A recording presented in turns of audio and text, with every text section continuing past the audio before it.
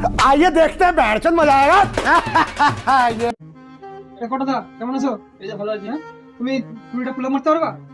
কেন কি হয়েছে? আমি একটা চ্যালেঞ্জ করছি, তুমি যদি কুড়িটা ফুলা মারতে পারো তাই তো আমি তোমাকে 100 টাকা দিলাম।